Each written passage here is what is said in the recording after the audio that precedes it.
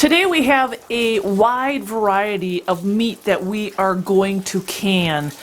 Today was Mr. Hilder's day to actually clean out the freezer. And we're not big freezer advocates, and this is what we find. And this is why we don't like the freezer, because you find stuff in it. But we have a lot of wild game. So today we are going to be doing an awesome array of different types of meat. We've got bear hamburger, we have got cat, we have got turkey, we have got brat meat that Mr. Hilder made, and I believe we even have some venison.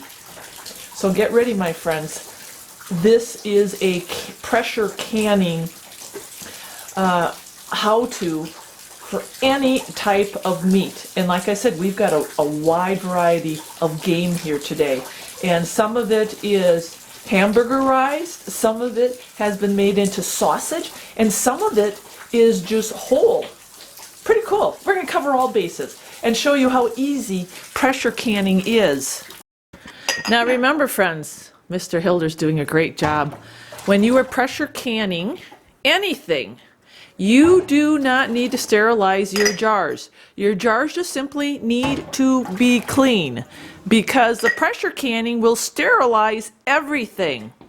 So don't get wrapped up into sterilizing and sterilizing. Pressure canning is so easy. All you got to do is make sure you have clean jars. That's it. First raw pack meat we're going to be doing is bear. We got some bear hamburger. It's wild. Starry got a bear. Mr. Hilder got a bear.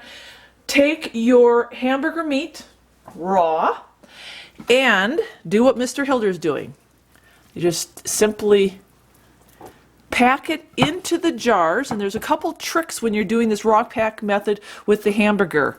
You want to press it in there firmly so that there are no air pockets, and Mr. Hilder will go over these just like that. See that? No air pockets. And then you want to make sure you fill it to almost the top. I tell Mr. Hilder to leave about a 1/4 inch to the top. Just press that in there. I really don't listen to her too much. I just throw it in there. Okay, we're trying to do a tutorial here. And we're trying to make it easy. But a 1/4 inch from the top, press it in, because what's going to happen when that cooks up is it'll shrink. Everything shrinks in the canner, including your meat. And remember, you don't have to add any water, any juices. It's going to create its own juice. That's the beauty of this raw pack method. It's so easy. Just pack it and go. At this time too, because Mr. Hilder asked about, oh, he's getting more. He asked about adding flavoring. You can pre-mix flavoring in a bowl and then pack it. Or if you just did what Mr. Hilder did and he's like, oops, I didn't add any flavoring, now what? Don't worry. You know, stories are all about not worrying and just, you know, letting it roll off your back. This is not rocket science. There are no mistakes that you can really make at this point. If you forgot your flavoring, all you need to do is add it to the top. If you want to do some celery, if you want to do some onion, if you want to go just like this. There you go. Yep. He's got a little garlic salt. So just sprinkle it red in the jar. You mean just like this, Starry? Just like that. See? Where's your measuring cup, Starry? Oh, measuring cup. Is that too much?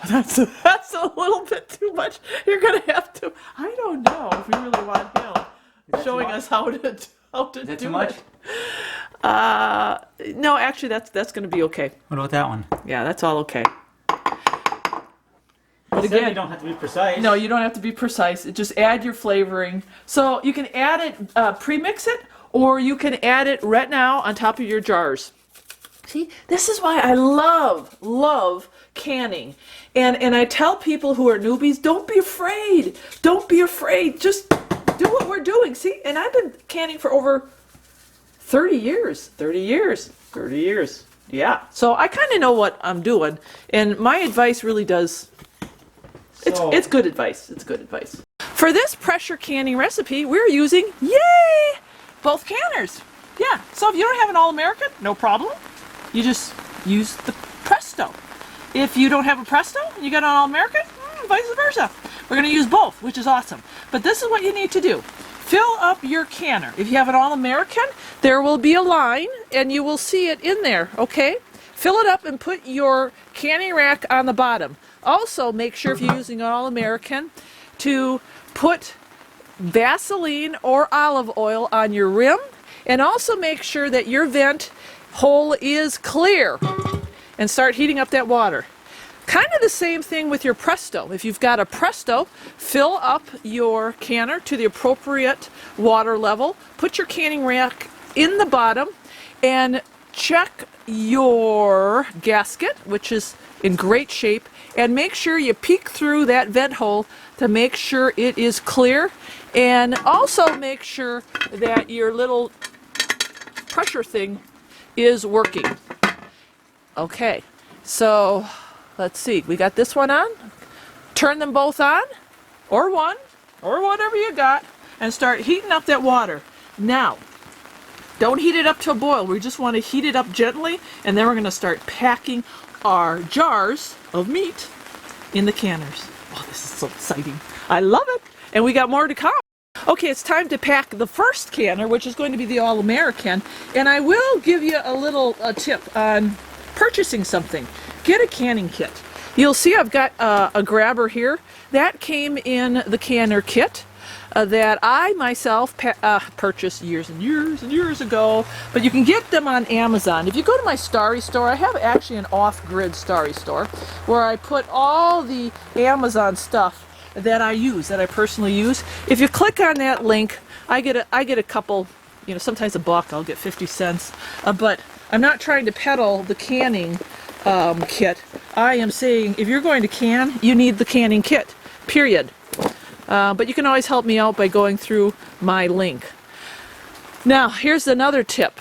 If you are heating up your canning water, make sure it's not too hot. I've done this before. You take something like raw packed meat, which is cool, and you put it in too hot of canning water, you're going to have an explosion. Yeah, you're going to have cracked jars. And I tell you what, it's not fun. It is not fun, and that has happened to me in the past because Starry's been in too much of a hurry and my water has gotten too hot. So make sure that water is not boiling hot. You just want to get that canner started. All right, and I'm going to double stack. That's why I love my All-American. Double stacking. It's a great purchase for a homestead. All-American canner, 26 jars, pint-sized jars. That's why I have it. Then we are going to line up our lid and get canning. Now time for the Presto canner. It will fit 8 pint-sized jars in there, and all you need to do is put on that cover, line everything up, and then we are going to make sure that we are venting our canners for 10 minutes. I don't care what kind of canner it is, it all needs to be vented for 10 minutes, and then we're going to put the shakers on and get canning again, pressure canning. Okay friends, now when you pull out your meat out of the canner, and I want to show this to you, it may still be cooking. It's going to look like this. But do you see what I mean by how it shrinks up? It shrinks up. It's amazing. Look at that. Shrinks up, and it makes its own juices. There's no broth or anything added to this meat, as you saw at the beginning. But there you go. That's it. It's done. And just leave it set. It's going to be pinging and pinging and pinging. And then all this wonderful wild game meat or whatever you chose to can is going to go on your pantry shelf. And one last thing. It will last for years and years and years and years and years to come. Years. 10, 20, 30, 40, 50 years. This is long term. You put it in a cool, dark pantry and you don't have anything to worry about. And when you open it up, you're going to have meat. Fresh, beautiful meat. And this is what it looks like when it's all set up. Just like that. See?